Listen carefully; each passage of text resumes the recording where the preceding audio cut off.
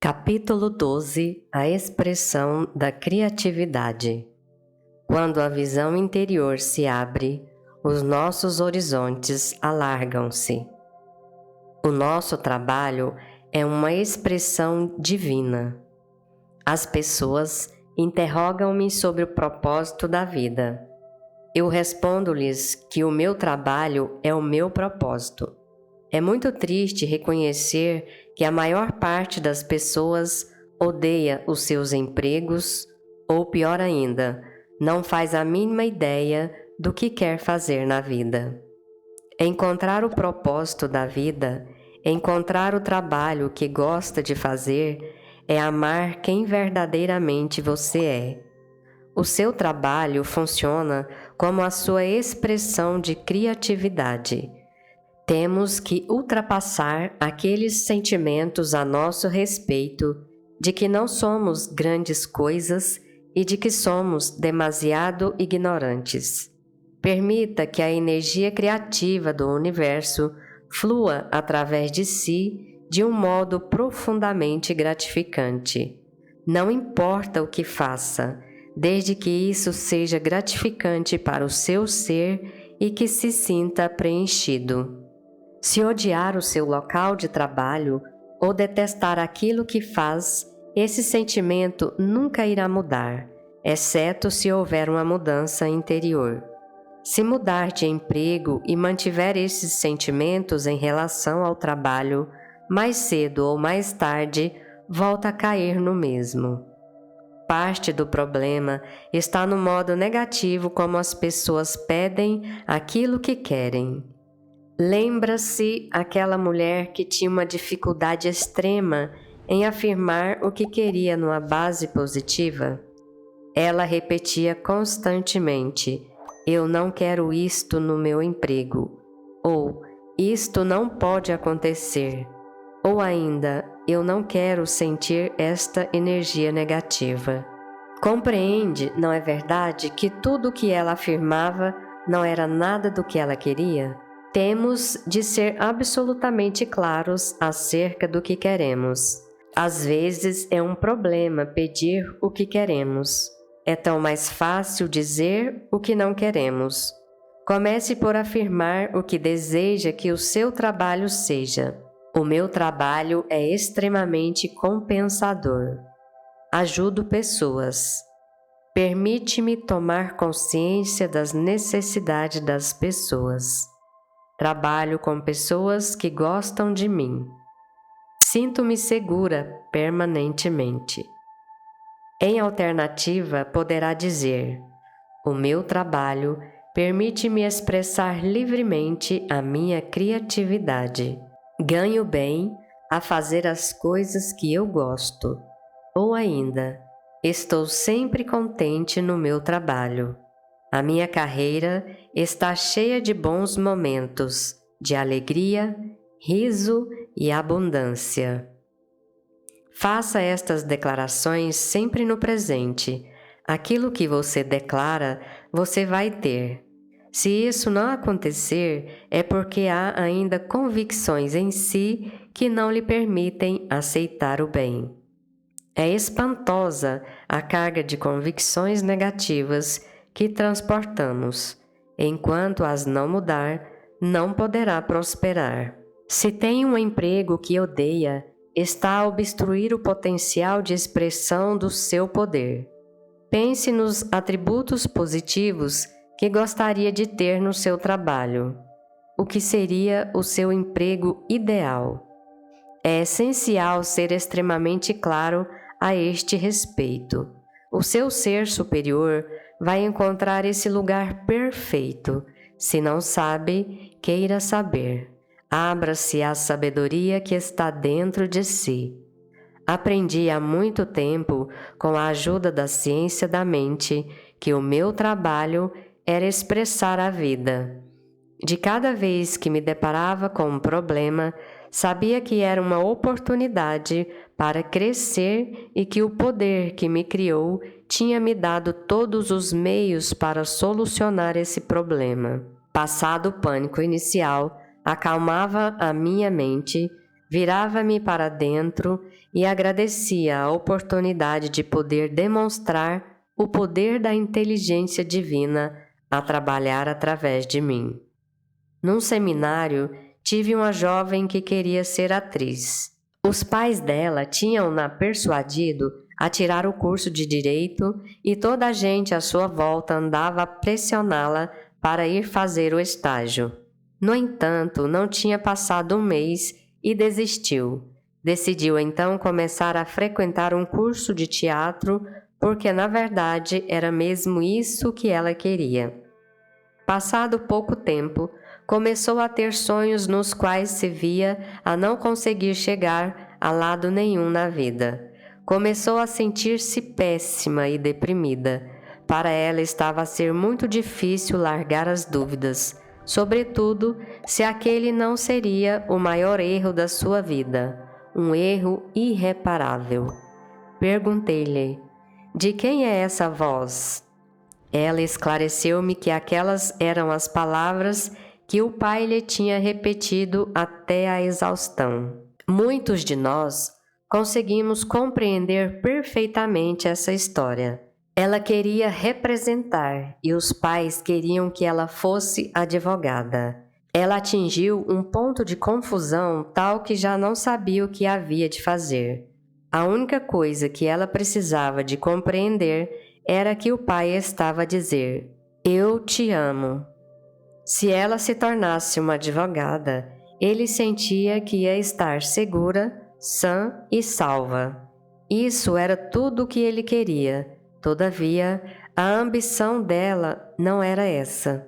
Ela tinha de fazer o que ela achava que estava certo, mesmo que isso significasse ir contra as expectativas do pai.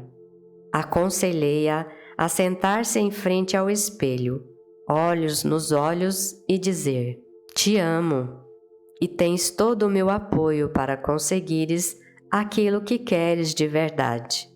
Vou estar ao teu lado para te apoiar em tudo o que eu puder." Recomendei-lhe que desse tempo ao tempo para poder ouvir. Ela tinha de se ligar à sabedoria interior e a perceber-se que não tinha que agradar absolutamente a ninguém a não ser ela própria. Ela podia amar o pai, mas ao mesmo tempo podia realizar-se a si própria. Tinha todo o direito de se sentir merecedora e capaz de o fazer. Ao pai podia também dizer: "Te amo e não quero ser uma advogada, quero ser uma atriz." Ou o que quisesse. Um dos nossos desafios é precisamente fazer aquilo que está certo para nós, mesmo quando quem gosta de nós diz o contrário. Nós não viemos a este mundo para satisfazer as expectativas dos outros. É um problema sério conseguir fazer aquilo que queremos se mantivermos a convicção de que não somos merecedores. Se as outras pessoas disserem que não pode ser e nós aceitarmos isso como válido, a criança que há em nós vai acreditar que não somos realmente merecedores de nada. De novo, volto a frisar: trata-se sempre de aprender e praticar maneiras de amarmos cada vez mais a nós mesmos. Volto a fazer a minha recomendação anterior. Comece por escrever tudo aquilo em que acredita sobre o trabalho, o insucesso e o sucesso. Olhe para o que escreveu e repare nos aspectos negativos. São essas as convicções que o impedem de fluir nesta área. Pode ser que ainda tenha convicções que vão no sentido de que merece falhar. Pegue em cada uma dessas declarações negativas, dê-lhes a volta e transforme-as uma a uma em afirmações positivas. Crie uma nova formatação na sua mente relativamente ao que pretende que seja o seu trabalho. O seu rendimento pode ter origem em várias fontes. A maioria das pessoas acredita que é preciso trabalhar arduamente para se poder ter uma vida decente. muito em especial nos Estados Unidos, onde existe uma ética do trabalho que diz que para sermos uma boa pessoa, temos que trabalhar no duro. Essa atitude transforma o trabalho em escravatura. Descobri que se uma pessoa trabalhar naquilo que gosta, normalmente poderá desenvolver uma boa base de sustentação. Se estiver continuamente a dizer odeio este trabalho, nunca se chega a lado nenhum. Seja qual for a sua atividade, ponha nela amor e uma atitude positiva. Se estiver numa situação inconfortável, olhe para dentro e descubra qual é a melhor lição a retirar daí. Uma jovem mulher disse-me um dia que o seu sistema de convicções fazia com que o dinheiro se multiplicasse nas suas mãos de formas inesperadas. Os amigos criticavam-lhe aquela maneira única de fazer dinheiro e insistiam que ela tinha de trabalhar no duro para ganhar dinheiro. Ela disse-me que os amigos achavam o sistema dela pouco saudável e sabiam que ela até nem fazia nenhum grande esforço. No entanto, tanto ouviu que acabou por pensar também que se não trabalhasse mais arduamente, não seria merecedora de todo aquele dinheiro que tinha. A consciência dela estava certa ao princípio. Ela tinha que estar grata em vez de sentir medo. Tinha compreendido como se manifesta a abundância e a vida estava a fluir nessa área sem nenhum grande esforço. Todavia, os amigos estavam a puxá-la para baixo porque todos eles trabalhavam afincadamente e não tinham metade do dinheiro que ela tinha. Estendi tantas vezes a mão para ajudar e sempre foi maravilhoso quando alguém a aceitou e se dispôs a aprender novas coisas e a evoluir. Mas se alguém tentasse puxar-me para baixo, eu dizia adeus e passava adiante, para trabalhar com alguém que estivesse verdadeiramente disposto a tirar o pé da lama. Se a sua vida for cheia de amor e de alegria, não pare para ouvir um desgraçado solitário, cheio de ideias sobre como deve ser a vida. Se a sua vida for rica e próspera, não queira ouvir as lições de um pobre falido. Os pais assumem frequentemente este papel de querer dar lições.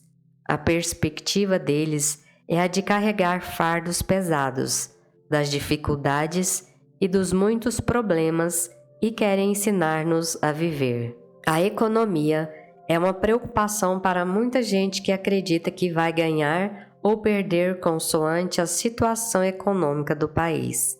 Na realidade, a economia anda sempre para cima e para baixo e, como tal, não importa muito o que está a acontecer por este mundo afora ou o que os outros fazem para alterar a economia.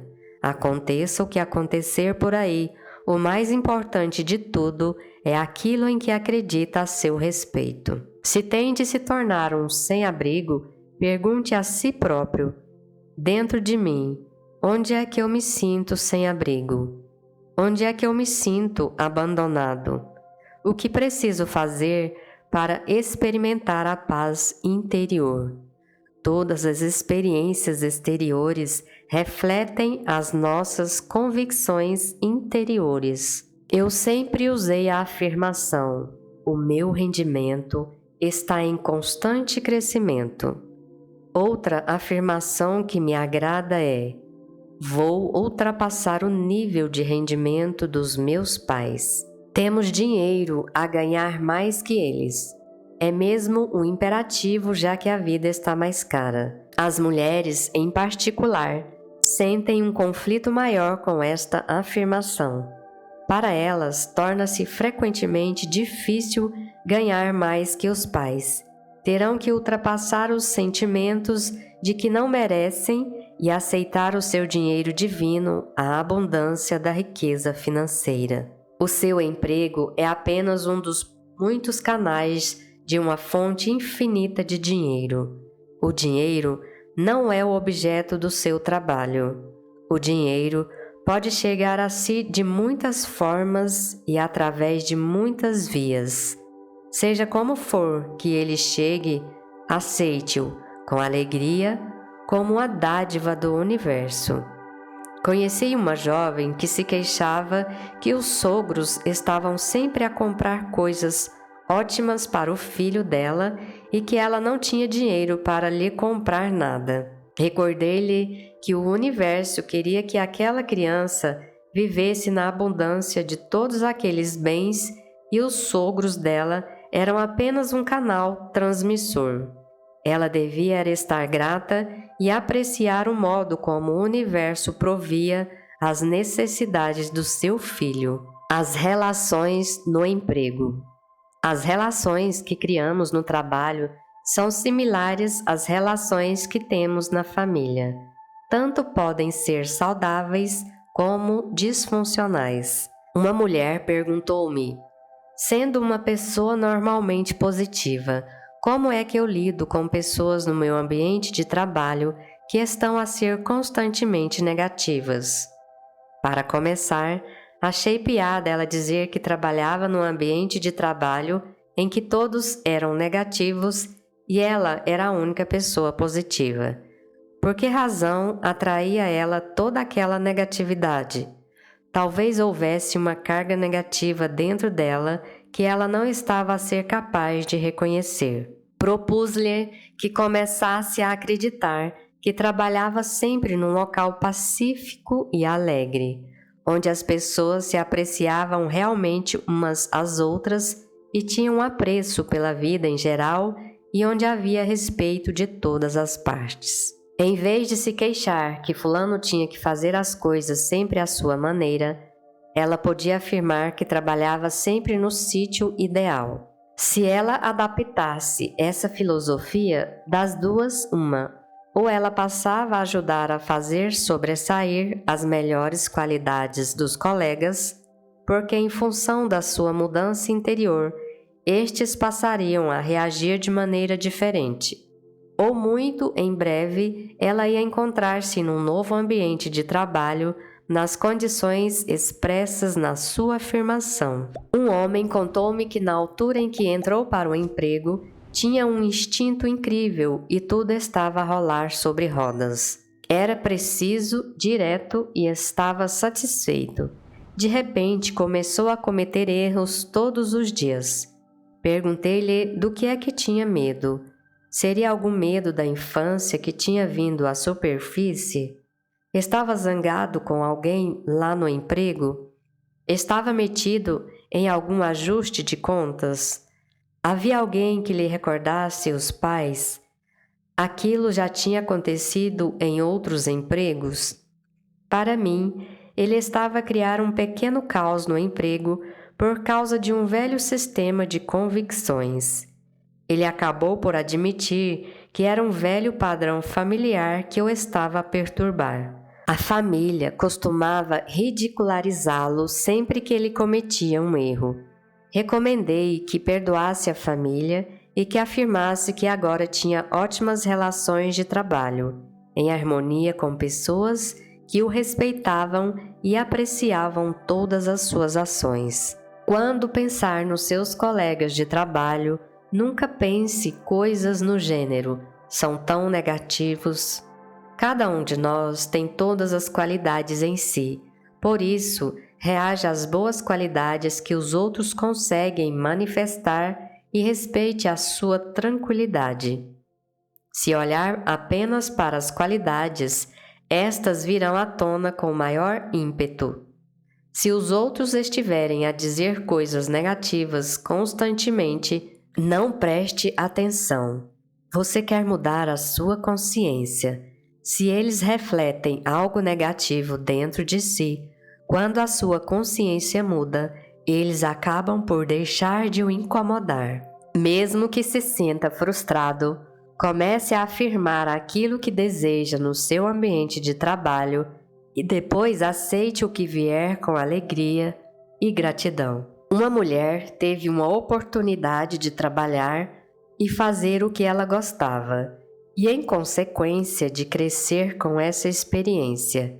Todavia, estava sempre a adoecer e a pouco e pouco estava a começar a sabotar todo o seu trabalho. Ela lembrava-se que em criança estava sempre a adoecer porque era uma maneira de chamar a atenção para que lhe dessem amor e carinho. Agora, como adulta, estava a repetir o mesmo padrão.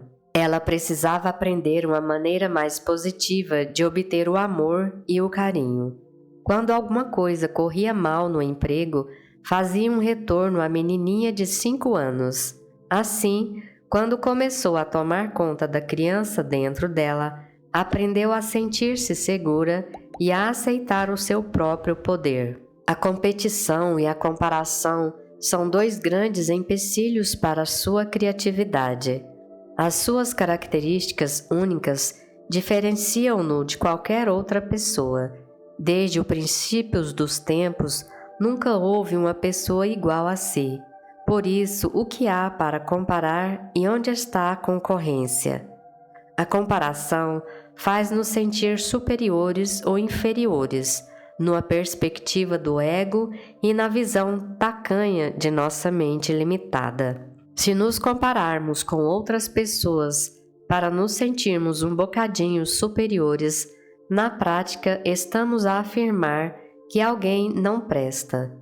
Se deitamos os outros abaixo, podemos até pensar que nós vamos para cima, mas as coisas não funcionam bem assim. Ao fazê-lo, estamos a colocar-nos em posição de também sermos criticados pelos outros. Todos fazemos isto, num nível ou noutro, mas é ótimo quando conseguimos superar esse estado. Atingir o estado da iluminação é mergulhar dentro de nós e descobrir a luz do nosso ser que dissipa toda a escuridão da mente. Eu quero frisar mais uma vez que tudo se altera e que aquilo que ontem era perfeito, hoje poderá já não sê-lo. Para se manter no caminho da mudança e do crescimento, precisa de continuar a mergulhar dentro de si e a escutar o que está certo para si, aqui e agora. A mudança da atitude empresarial. Nos últimos anos, tornei-me dona da minha própria editora.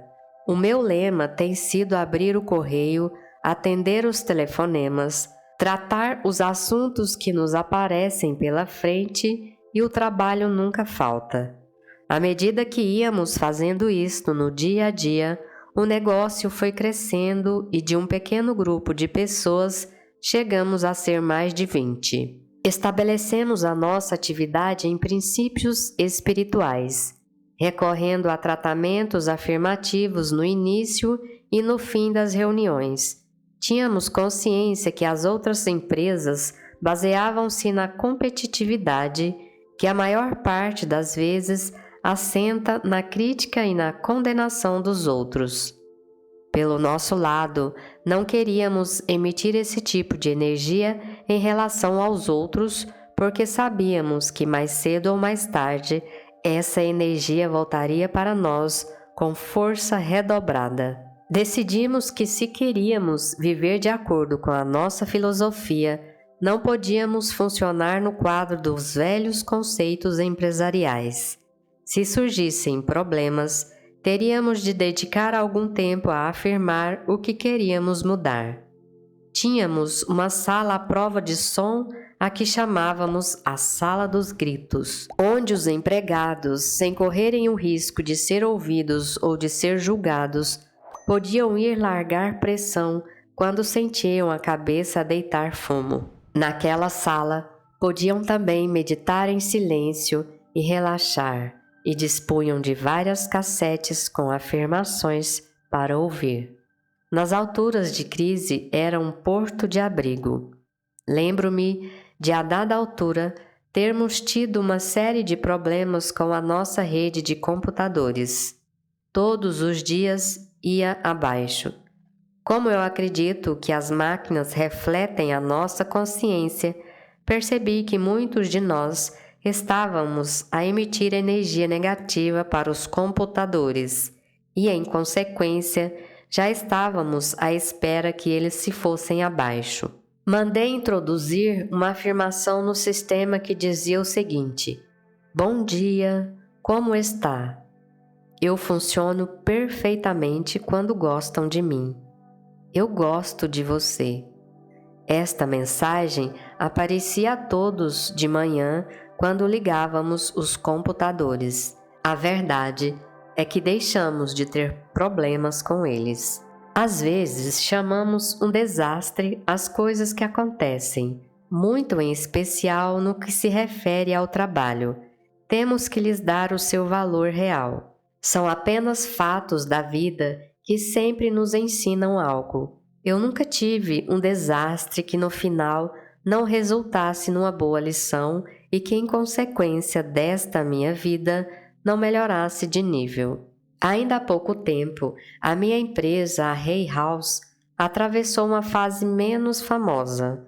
Tal como a economia, as nossas vendas subiam e desciam e, naquele momento, a tendência era mais para descer do que para subir, e as perspectivas não eram boas. Apesar disso, não nos adaptamos e continuamos, mês após mês, a acumular prejuízos. Qualquer empresário sabe que não é assim que se gere uma empresa. A coisa atingiu um ponto tal que eu corria o risco de perder a empresa se não tomasse medidas drásticas. Essas medidas drásticas incluíam despedir mais de metade dos meus empregados. Imagine a dificuldade que foi para mim. Lembro-me de entrar na sala de reuniões onde estava todo o pessoal reunido para ouvir as notícias. Eu estava lavada em lágrimas, mas sabia que aquilo tinha de ser feito. Por muito difícil que fosse para nós, eu ainda confiava que os meus empregados encontrariam em breve um novo e melhor emprego. Isso passou-se na realidade com quase todos eles. Alguns, inclusivamente, avançaram com o seu próprio negócio e têm tido imenso sucesso. Mesmo no período mais negro, eu sabia e mantive a afirmação que esta experiência seria para o supremo bem de todos. Evidentemente, toda a gente de fora assumiu o pior. Corriam os piores rumores sobre a Hay House. Estávamos de pantanas. Estes rumores não corriam só entre as pessoas que eu conhecia, era a nível nacional. O nosso pessoal das vendas estava boquiaberto com o fato de tanta gente na comunidade empresarial não só conhecer a empresa, mas inclusivamente ter informação sobre a nossa situação financeira. Tenho de admitir que nos deu um certo gozo provar que todas aquelas previsões estavam erradas. Apertamos o cinto e não falimos. Com um quadro de pessoal mais reduzido e cada um de nós determinado a fazer com que tudo desse certo, conseguimos dominar aquela crise. Mais importante que tudo foi o fato de termos aprendido imenso. Desde então, a Hay House tem tido os melhores resultados de sempre. O meu pessoal aprecia o seu trabalho e eu aprecio o meu pessoal. Apesar de todos termos de trabalhar mais, o que é interessante verificar é que ninguém se queixa de trabalhar demais. Nunca antes publicamos tantos livros como agora e estamos a atrair muito mais prosperidade em todas as áreas da nossa vida. Eu acredito que no fim tudo contribui para o melhor. O problema é que quando estamos no meio do turbilhão, é muito difícil ver as coisas tão friamente. Recorde uma experiência negativa por que tenha passado no emprego ou, em geral, no passado. Talvez tenha sido despedido ou a sua mulher deixou. Faça agora uma retrospectiva e veja o quadro global. Com o resultado dessa experiência, não se passaram coisas boas? Já ouvi tantas vezes dizer: sim, foi horrível o que se passou, mas também, se não tivesse acontecido, não tinha encontrado fulano e cicrano, ou não tinha avançado com a minha empresa. ou não tinha reconhecido a minha dependência, ou não tinha aprendido a amar a mim mesmo. Ao confiar que a inteligência divina nos conduzirá da maneira que melhor for para nós na experiência da vida, estamos a atribuir a nós próprios o poder de desfrutar verdadeiramente tudo o que a vida tem para nos oferecer, o bem e também aquilo que chamamos o mal. Tente aplicar tudo isto à sua experiência de trabalho e repare nas mudanças que se vão verificando. Se é o dono ou gerente de uma empresa, você pode começar a funcionar como expressão da inteligência divina. É muito importante manter as linhas de comunicação com os empregados bem abertas, dando-lhes a liberdade de expressar com confiança os seus sentimentos em relação ao trabalho. Assegure-se de que o local de trabalho é um local limpo e asseado. Mais uma vez, a desordem no escritório apenas reflete o que vai na cabeça das pessoas que ali trabalham. Em um ambiente de desarrumação física, como é possível executar bem e atentamente as nossas tarefas? Adote uma afirmação que defina a filosofia do seu projeto. Na Hay House, sentimos que o nosso objetivo é o seguinte: criar um mundo onde seja seguro amar uns aos outros.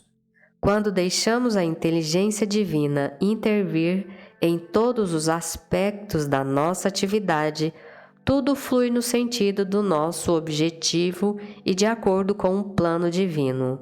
Caem-nos ao colo as oportunidades mais incríveis. Começam a haver muitas empresas a mudar. Há de chegar o tempo em que as empresas não poderão sobreviver se continuarem baseadas na concorrência e no conflito. Saberemos um dia que há abundância para todos e que podemos abençoar-nos e prosperar em conjunto.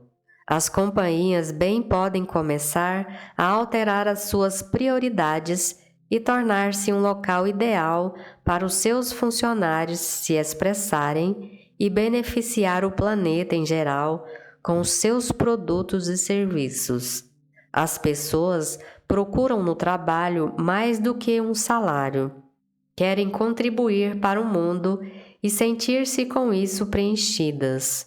No futuro, a capacidade de fazer o bem a um nível global vai ultrapassar as necessidades do materialismo.